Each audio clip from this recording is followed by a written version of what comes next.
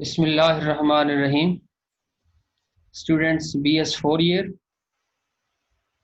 Unit 1 का आज का जो लेक्चर है ये कंटिन्यूटी है लास्ट लेक्चर की, जिसमें आपने स्टडी किया है ये जो लास्ट इसका टॉपिक था about inductive effect. Inductive effect की जो एप्लीकेशंस हैं कि ना 3 एप्लीकेशंस आपने पहले स्टडी कर ली।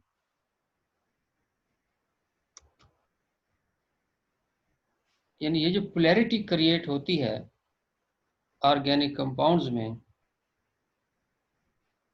तो इसके क्या असरात होते हैं ऑर्गेनिक मॉलिक्यूल्स पर।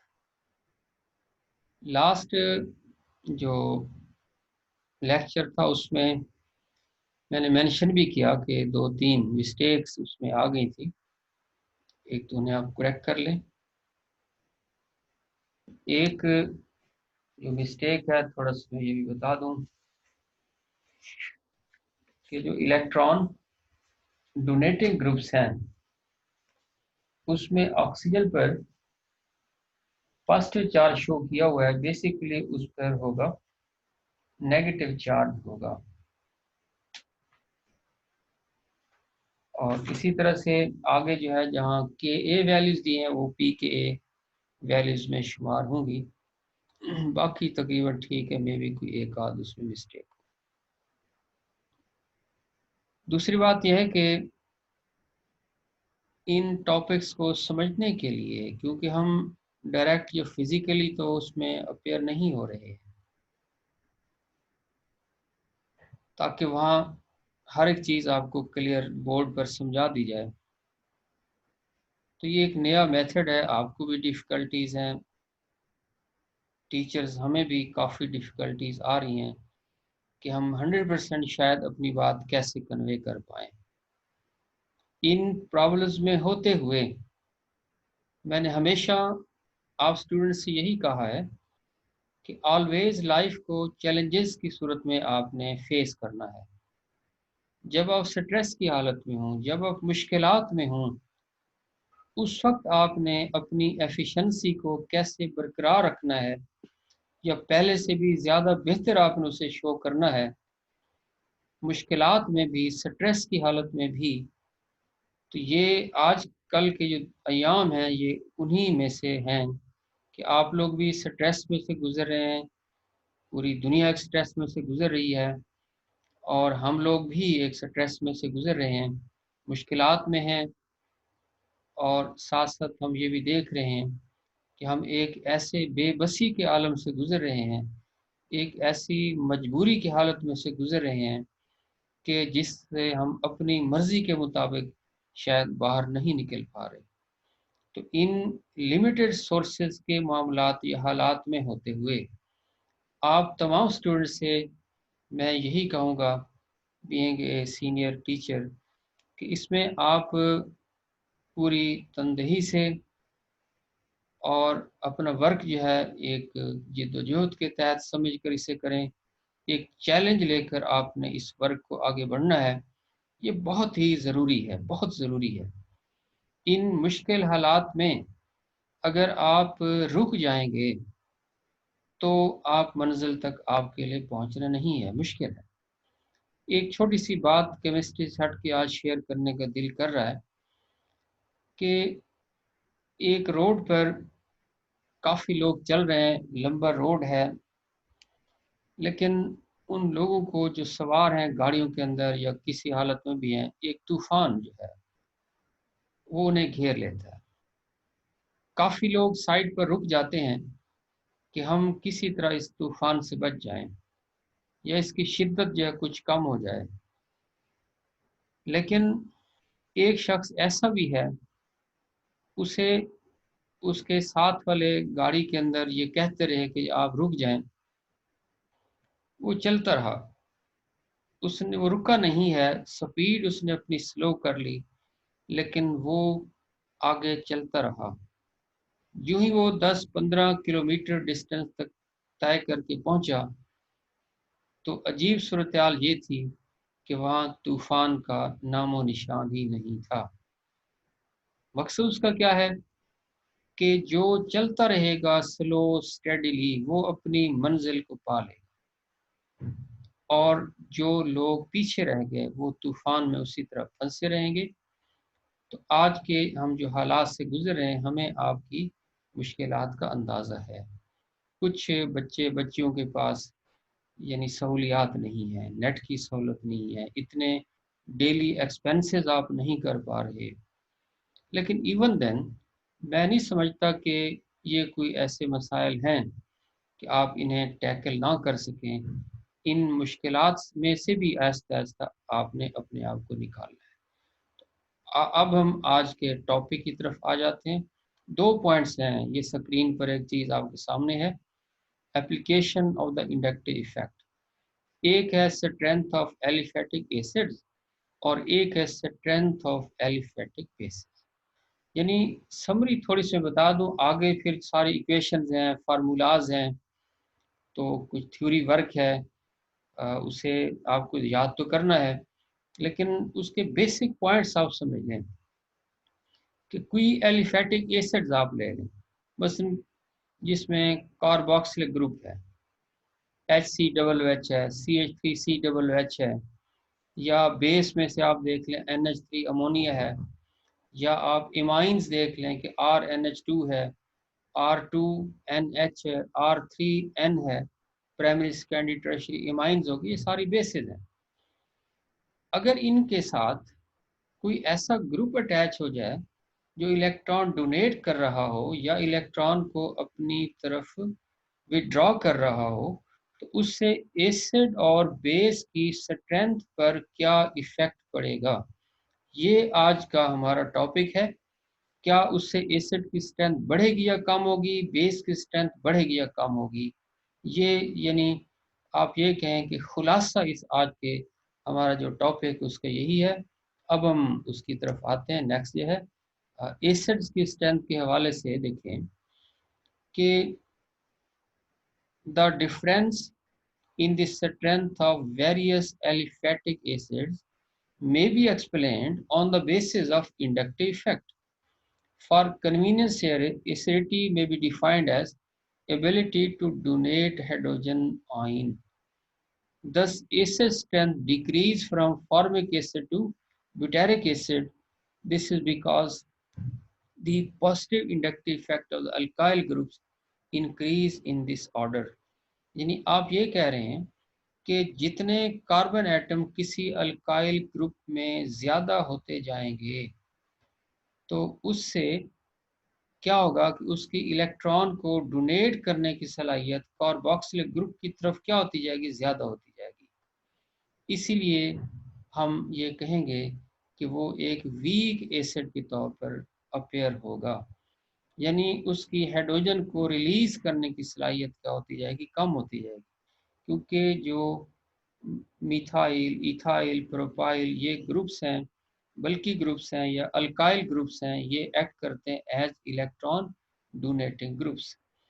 ये इलेक्ट्रॉन किसकी तरफ भेजेंगे, कार्बोक्सिलिक ग्रुप की तरफ भेजेंगे, जिससे ऑक्सीजन पर नेगेटिव चार्ज ज़्यादा होता जाएगा और उसकी टेंडेंसी टू लूज इलेक्ट्रॉन भी कम होती जाएगी, वीक एसिड के तौर पर, यानी पॉजिटिव इलेक्ट्रिक इफेक्ट शो करेंगे। ये यानी स्ट्रक्चर्स है फार्मिक एसिड का, एस्टिक एसिड का, प्रोपेनाइक एसिड का और ब्यूटेरिक एसिड का। कोई मुश्किल नहीं है इसमें, देखें पी के वैल्यू इसमें यहाँ दी हुई है। तो फार्मिक एसिड में कार्बोक्सिलिक के साथ क्या एक एच अटैच है, एस्टिक में एक मिथाइल है, फिर प्रोपियानिक में इथाइल है, फिर क्या हो गया प्रोपाइल ग्रुप उसके साथ अटैच है। पी के वैल्यूज आपको इल्म है कि the strength of acid is measured in terms of its Ka values or in terms of its pKa values. Ka क्या चीज़ है, जितनी उसकी वैल्यू ज़्यादा होगी एसिड स्ट्रॉन्ग होगा। pKa is a negative log of Ka, यानी ये इनवर्स रिलेटेड टू Ka है। जितना Ka ज़्यादा होगा उतना एसिड का pKa वैल्यू क्या होगी, कम होगी और एसिड उतना ही ज़्यादा स्ट्रांग होगा एंड वाइस वर्सा। तो ये एग्जांपल स्क्रीन पर आपके सामने मौजूद है कि फॉर्मिक एसिड में पीके कितने 1.77, फिर 4.76, 4.88, 4.90। तो ये इस तरह से आप कहेंगे कि इंडक्टिव इफेक्ट जो है यानी इलेक्ट्रॉन डोनेटिंग जो इफेक्ट है इस मिथाइल अल्काइल ग्रुप्स का, वो किस तरह से असरअंदाज हो रहा है एसिड की स्ट्रेंथ के ऊपर। अच्छा, नेक्स्ट देखें, with increase in positive inductive effect removal of hydrogen as proton become more difficult. ये जो बात मैंने आपको अभी समझा दी है सारी, ये उसी के बारे में है। If the halogens are substituted in alkyl group, then because of the negative inductive effect due to halogens, the strength of halogen substituted acids will increase the with increase in the negative inductive effect of halogen or number of halogen attached to the alkyl group. The strength of the acetic acid has been compared with the halogen substituted acid in the data given below. अब इसमें बात क्या कही गई है कि last में ये कहा था कि कार्बोक्सिल जो ग्रुप है उसमें हाइड्रोजन को हमने किस से सब्स्टिट्यूट किया था, उसकी जगह मिथाइल इथाइल प्रोपाइल लिख दिया। अब हम ये कह रहे हैं कि अगर इसी अल्काइल ग्रुप्स की बजाय यहाँ अब हेलोजन अटैच कर दें, फ्लोरीन, क्लोरीन, ब्रोमीन, आयोडीन, एक एटम, दो एटम, तीन एटम, उसके चार एटम, इससे एसिड की स्ट्रेंथ पर क्या इफेक्ट होगा। आप देखें, आपको इल्म है कि हैलोजन जो है ये इलेक्ट्रॉन अपनी तरफ विड्रॉ करते हैं। जब ये विड्रॉ करेंगे तो ये नेगेटिव इंडक्टिव इफेक्ट शो करेंगे। उसका नेगेटिव इंडक्टिव इफेक्ट क्या होगा कि ये इलेक्ट्रॉन को जब अपनी तरफ खींचेंगे तो जो डेफिशिएंसी ऑफ इलेक्ट्रॉनिक क्लाउड पैदा होगी वो ऑक्सीजन तक शिफ्ट होती जाएगी। ऑक्सीजन जो है उसमें आप ये कहेंगे कि जो नेगेटिव की बजाय पॉजिटिव चार्ज या जो उसकी डेफिशिएंसी है वो ज़्यादा होगी और हाइड्रोजन पर रिपल्शन वो ज़्यादा होगी, इसीलिए आसानी से वो प्रोटॉन को रिलीज़ करेगा। ये एक चार्ट आप देखें, टेबल है। अब देखें, पहले इसमें दिया है एसिटिक एसिड। फॉर्मिक एसिड को लास्ट में आपने नोट किया, उसकी जो पीके वैल्यू है उसे यहाँ पर भी आप शामिल कर लें टेबल में। पहले फॉर्मिक लिख दें, फिर उसमें आप एसिटिक एसिड शामिल कर दें।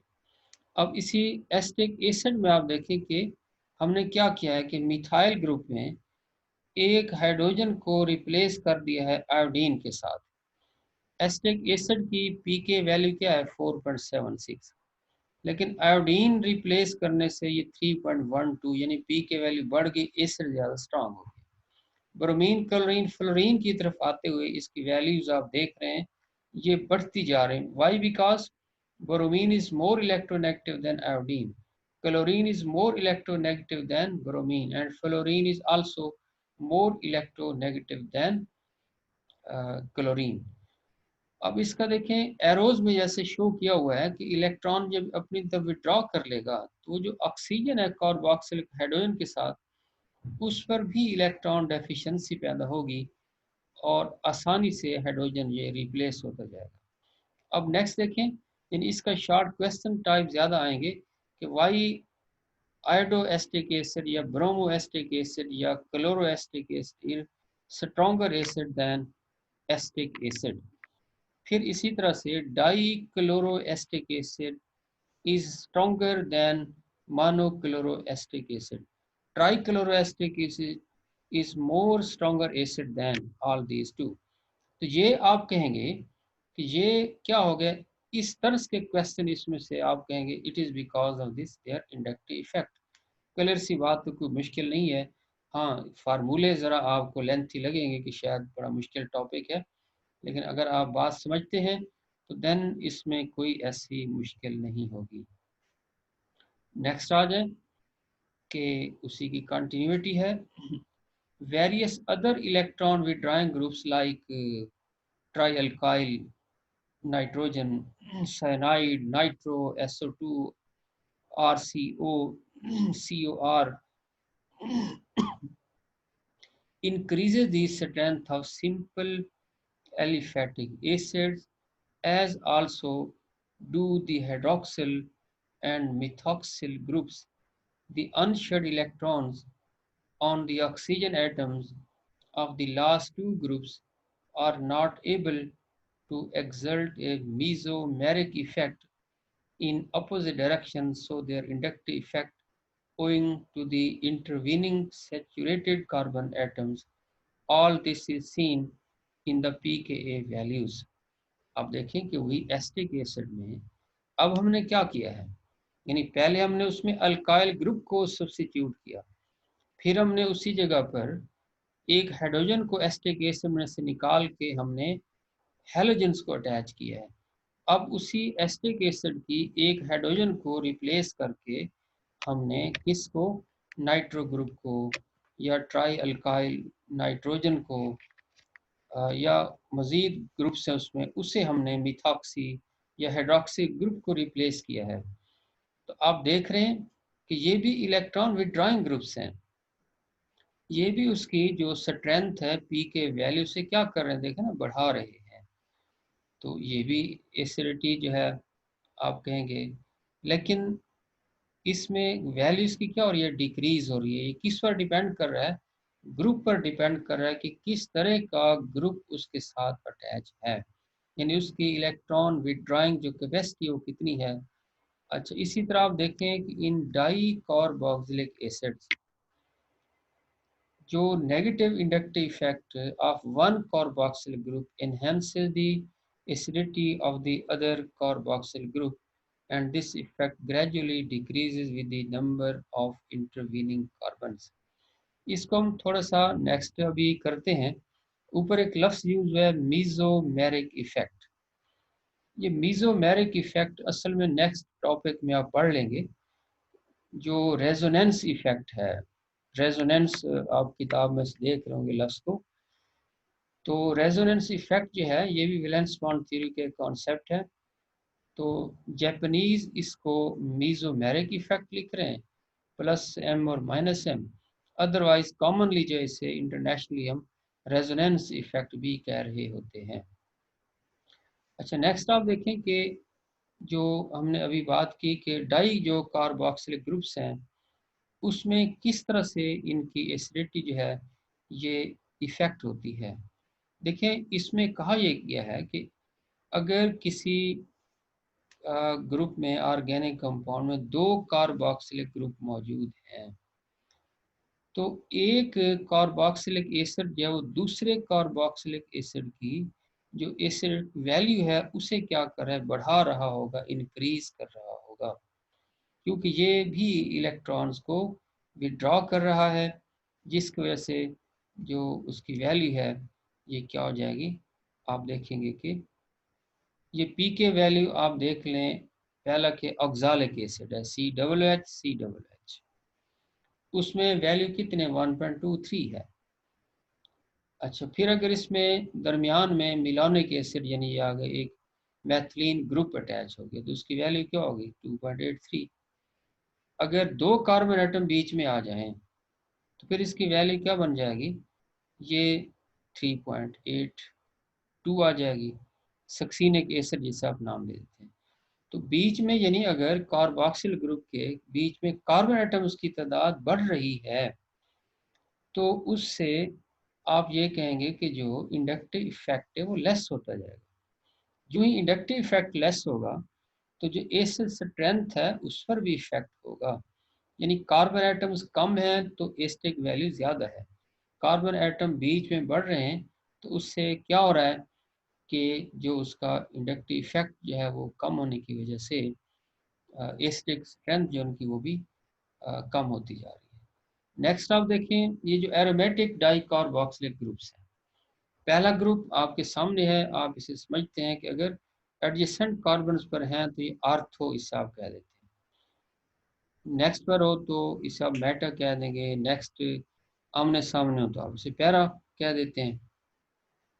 तो आर्थो की पी के वैल्यूज क्या है, सबसे कम है। इसके बाद जो मेटा है उसकी वैल्यू आप देख रहे हैं ये इसमें बढ़ गई और नेक्स्ट में इसकी वैल्यू और मज़ीद बढ़ गई।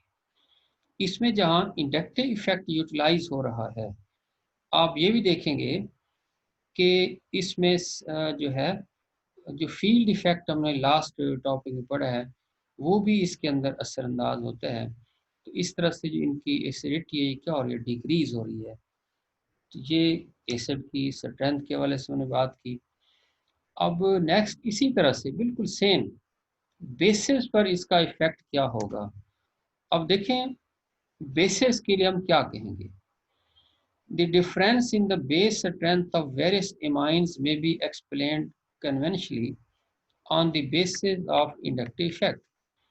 Here base strength may be defined as a measure of the capacity to furnish an electron pair for sharing. यानी जिस तरह उसमें कहा था कि एसिड किस तरह से एक प्रोटॉन डोनेट कर रहा है, इसमें यही कह रहे हैं कि किस तरह से एक बेस जो इलेक्ट्रॉन पेयर को डोनेट कर रहा है या शेयर कर रहा है, ये कैपेसिटी उसकी क्या कहलाएगी, इससे हम उसकी बेस स्ट्रेंथ के साथ रिप्रेजेंट करेंगे। We can say that amines are stronger bases than ammonia because of the positive inductive effect of the alkyl group that increase the availability of electron pair at nitrogen atom। देखिए ना, जब ये alkyl इमाइंस के जो alkyl groups हैं, ये अपने electron donate करेंगे किसकी तरफ, NH2 ग्रुप की तरफ। तो नेगेटिव चार्ज जो है नाइट्रोजन पर क्या होता जाएगा, बढ़ता जाएगा। जब उस पर नेगेटिव चार्ज बढ़ेगा तो जो उसका लोन पेयर है या उसको टेंडेंसी उसकी इलेक्ट्रॉन पेयर को शेयर करने की बढ़ जाएगी पॉजिटिव इंडक्टिव इफेक्ट की वजह से। However, inductive effect alone does not determine the basic nature, that is pKb of trimethylamine, that is 4.22। ये हम अभी देखते हैं आगे ये क्या पॉइंट इस लाइन में उन्होंने मेंशन किया है। The decrease in its basic character is due to the steric effect of the three methyl groups। देखें इंडक्टिव इफेक्ट, फिर आपने टर्म पढ़ी मीजोमेरिक इफेक्ट, अब एक और टर्म आ गई steric effect. Comparative strength of a few bases is given here as an illustration of the point। ये सारा जो टेक्स्ट बुक है, जो बुक मैंने आपको बताई हुई है, लिंक में दी हुई है, उसी का टोटली मटेरियल मैंने लिख दिया ताकि ऐसे स्टूडेंट जो ये सलाहियत नहीं रखते उस किताब को अपने पास रखने की, ताकि उन्हें मैक्सिमम नोट्स मिल जाएं। अदरवाइज जब हम पावर पॉइंट्स में ये स्लाइड बनाते हैं, जस्ट हिंट्स लिखते हैं। तो मैंने सिर्फ इसीलिए कोशिश की है आपकी मुश्किलात को देखते हुए कि आपको मैक्सिमम मटेरियल यहीं पर अवेलेबल हो जाए। मैं तवक्को ज़रूर करूँगा स्टूडेंट से कि आप इन वीडियोस को देखें ज़रूर, यहीं से प्रिपरेशन करें, यहीं से तैयारी करें। तरीका उसका यही है कि आप कागज़ पेंसिल जो है ये अपने साथ रखा करें। यूं ही आप वीडियो को व्यू करते जाएं एक एक पेज, उसके पॉइंट्स को आप खुद अपने नोट्स बनाते जाएं, तो इस तरह आप बेहतर अंदाज में अपनी तैयारी कर सकेंगे।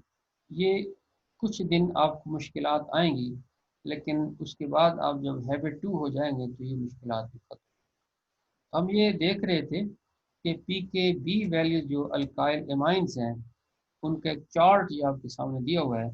अमोनिया की pKb वैल्यू कितनी लिखी है, 4.76 के बराबर है। मिथाइल एमाइन इसके बाद आ गया, ये कम होगी इसकी pKb की वैल्यू। और डाई मिथाइल में यानी सेकेंडरी एमाइन आ गई 3.13। फिर जो टर्शियरी एमाइन है इसकी वैल्यू क्या आ गई 4.2। यहाँ पर आकर वैल्यू pKb बढ़ गई। इसका मतलब ये है कि अमोनिया जो है ये, अगर आप इसका एक बनाएंगे टेबल या ऑर्डर इसका आप बनाएं, तो सबसे ज़्यादा वैल्यू किसकी होगी, pKb की, सेकेंडरी एमाइन की। और उससे फिर कौन सी आ जाएगी, प्राइमरी एमाइन आ जाएगी। उसके बाद कौन सी आ जाएगी, टर्शियरी एमाइन। उसके बाद फिर अमोनिया होगी, यानी pKb वैल्यूज के एतबार से। शॉर्ट क्वेश्चन, इसका क्वेश्चन वास्ते बहुत पूछ रहे हैं कि why di Dimethylamine or secondary amines are more basic than trimethylamine या tertiary amines. तो ये इसकी यानी रीजन क्या है, इसकी क्या वजूहत। एक तो हमने ये कहा कि मिथाइल ग्रुप इलेक्ट्रॉन डोनेटिंग है, ये अपने इलेक्ट्रॉन्स को शेयर करेगा नाइट्रोजन की तरफ, लोन पेयर ज़्यादा स्ट्रांग होगा, तो इसीलिए आप ये कहेंगे कि वो प्रोटॉन को एक्सेप्ट करने की या इलेक्ट्रॉन पेयर को डोनेट करने की उसकी सलाहियत बढ़ती है। अच्छा भी, जब ट्राई मिथाइल एमाइन, इसमें तो 3 मिथाइल ग्रुप्स आ गए, इसमें तो वैल्यू एक्सपेक्टेड क्या है, और ज़्यादा बढ़नी चाहिए, लेकिन ऐसा है नहीं। अब इसकी रीज़न क्या आ गई, अभी जो लफ्ज़ हमने लास्ट यूज़ किया था, that was steric effect. Steric है स्ट्रक्चरल इफेक्ट। देखें, यही जो मिथाइल ग्रुप्स हैं, इन्हें अगर आप ओपन करें तो जो भी ग्रुप इसके साथ नाइट्रोजन लोन पेयर के साथ आकर अटैच होगा, तो उस पर एक स्टीरिक हिंड्रेंस पैदा होगी या हिंड्रेंस फैक्टर उस पर क्रिएट होगा, उसकी रिपल्सिव इफेक्ट पैदा होगा। तो इस वजह से उसकी जो टेंडेंसी है अपने इलेक्ट्रॉन पेयर को डोनेट करने की, वो लेस हो जाएगी, डिक्रीज हो जाएगी। इन्हीं को अगर आप सॉल्वेंट इफेक्ट भी इसका आप देख लें, मसलन आप इनको अमोनिया को, इन अल्काइल एमाइंस को पानी में डिजोल्व करते हैं, आप देखें नाइट्रोजन और HOH के दरमियान एक चीज को समझ लें जरा, हाइड्रोजन बॉन्ड बन जाएगा, N जहाँ लोन पेयर है और HOH के दरमियान सारे क्या होंगे, एक बनते जाएंगे हाइड्रोजन बॉन्ड्स, एक तरह का कोऑर्डिनेट बॉन्ड बन जाएगा। अगर आप एसिड में भी इसे यानी H प्रोटॉन इसमें डाल दें, अमोनिया NH3 क्या बन जाएगा, NH4 प्लस, ये भी NH3 प्लस, इधर भी NH प्लस बन जाएगा, यहाँ क्या आ जाएगा, NH प्लस बन जाएगा इसमें। तो यानी ट्राई मिथाइल एमाइन के अंदर डाई मिथाइल एमाइन में NH2 प्लस, और इसी तरह से देखें, दोबारा रिपीट कर दे तो अमोनिया में क्या आ जाएगा, total overall NH4 plus ammonium आइन बन जाएगा। सिमिलरली मिथाइल एमाइन पर CH3 NH3 प्लस बन जाएगा। डाई मिथाइल एमाइन जो है CH3 ट्वाइस NH2 प्लस बन जाएगा, और ट्राई मिथाइल एमाइन में CH3 thrice N plus H बन जाएगा। ये इसके अमोनियम आइन बन जाएंगे। इसमें जो लास्ट वाला अमोनियम आइन बना है ट्राई मिथाइल इमाइन में, इस पर ये तीनों मिथाइल ग्रुप्स क्या करेंगे, ये अपनी स्टीरिक हिंड्रेंस रिपल्शन उस पर डालेंगे, या सॉल्वेंट के अंदर भी, पानी में भी हाइड्रोजन बॉन्डिंग इससे मुतासर होगी। दैट इज़ वाई कि इनकी जो स्ट्रेंथ है वो इंक्रीज होने की बजाय ट्राई मिथाइल इमाइन में डिक्रीज होगी। तो ये इसमें एक्सप्लेन करने वाली बात जो ये ज़्यादा है जिसे आपने स्टडी किया। नेक्स्ट आप आ जाएं, the effect of introducing electron withdrawing groups. Example है जैसे chlorine NO2 close to basic centre is to decrease the basicity. यानी अगर कोई इलेक्ट्रॉन विड्रॉइंग ग्रुप से नाइट्रोजन के साथ अटैच है या बेसिस के साथ, वो ग्रुप जो इलेक्ट्रॉन पेयर को डोनेट कर रहा है, तो ये भी उसकी जो बेसिक करेक्टर उसे क्या करेंगे, कम कर देंगे। अब ये नीचे आप देख रहे हैं कि नाइट्रोजन के साथ CF3 लगा हुआ है, या CCl3 अटैच हो, या CI3 अटैच हो, तो ये क्या करेगा, strong negative inductive effect of CF3 show करेगा। एक क्लियर सी बात है, कार्बन और फ्लोरीन में से फ्लोरीन ज़्यादा इलेक्ट्रोनेगेटिव है। फ्लोरीन क्या करेगा, इलेक्ट्रॉन कार्बन से अपनी तरफ विड्रॉ कर लेगा, कार्बन इन रेस्पॉन्स क्या करेगी, इलेक्ट्रॉन विड्रॉ कर लेगी नाइट्रोजन से, क्योंकि 3 ग्रुप्स अटैच हैं, तो ये तो टोटली नाइट्रोजन को डिप्राइव कर देंगे इलेक्ट्रॉनिक क्लाउड से। तो इसीलिए जो the lone pair on nitrogen atom will not be available for proton, क्योंकि सारा इलेक्ट्रॉन को तो उसने अपनी तरफ जो उसका इलेक्ट्रॉनिक क्लाउड है उससे तो इन्होंने अपनी तरफ खींच लिया। If measurement of basicity are made in a solvent in which hydrogen bonding cannot take place, then the order of basicity will be different. The order of basicity of butyl amines in chlorobenzene is, यानी जितने आप देख रहे हैं कि alkyl groups इसमें ज़्यादा attach हो रहे हैं, तो उसके साथ साथ उसकी जो बेसिक नेचर है वो बढ़ती जा रही है। अब ये बड़ी इंटरेस्टिंग बात है कि अगर तो सॉल्वेंट इफेक्ट उसके साथ हो रहा है तो, या सॉल्वेंट इफेक्ट नहीं हो रहा, हाइड्रोजन बॉन्डिंग है या हाइड्रोजन बॉन्डिंग नहीं है, तो इस सूरत में भी जो बेसिक करैक्टर है वो डिफर करता जाएगा। तो their pK values in water are 10.61, 11.28 and 9.87।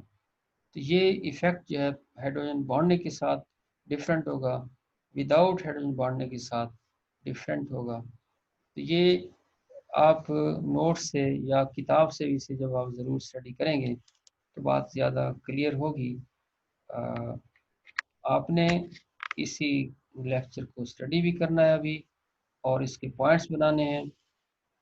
अल्लाह हाफिज़, अल्लाह की अमान।